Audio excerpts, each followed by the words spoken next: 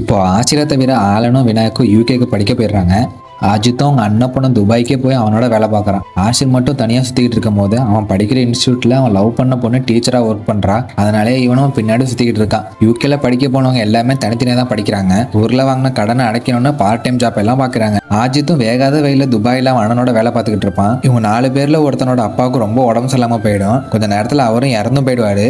அப்பாவோட சாவுக்கு கூட வரமுலன்னு வருத்தப்படுறான். எனக்கு எங்கள் அப்பா வேணும்னு சின்ன பிள்ளை மாதிரி அழுதுகிட்டு இருக்கான். எல்லா கடைசி சடங்கையும் ஆஷிர் பண்ணிடுறான். அப்பா இறந்ததுனால அழுது உடம்பு சரியில்லாம போயிடுது. ஆலனும் அவனுக்கு மருந்து வாங்கிட்டு வரும்போது அவன் தங்கச்சி கால் பண்ணி எனக்கு ஐடி காலேஜ்ல சீட்டு கிடைச்சிருக்கு, ஆனா அப்பா காசு இல்லைன்னு படிக்க வேணான்னு சொல்றாங்கன்னு சொல்ல, ஆலனும் நீ படி, நான் உன்னை படிக்க வைக்கிறேன், நான் உனக்கு செய்யாம யார் செய்ய போறான்னு சொல்றான். இந்த பக்கம் ஆஜி தான் அண்ணன் கிட்ட இப்ப நம்ம 2 பேரும் வேலை பார்த்துட்டு இருந்தா நம்ம ஃபியூச்சர் வேஸ்ட் ஆயிடும், நீ படிச்சு ஃபர்ஸ்ட் வேலைக்கு போ, அதுக்கப்புறம் என்ன படிக்க வைன்னு சொல்றான். ரொம்ப நாள் ஆட்சி அவனோட தம்பியும் சண்டை போட்டுட்டே இருப்பாங்க. அவனும் போதை பொருளை யூஸ் பண்ணி போலீஸ்ட மாட்டிக்கிறான். போலீஸ் கேட்கும் போது இவனும் தம்பிக்காக ஒத்துக்கிறான். இப்போ ஆசிரியரும் நம்ம ஒரு தடவை கெட்ட பேர் வாங்கிட்டு அந்த பேர் நம்மளோட போவாதுன்னா அவன் தம்பிக்கு அட்வைஸ் பண்ணிட்டு இருக்கான்.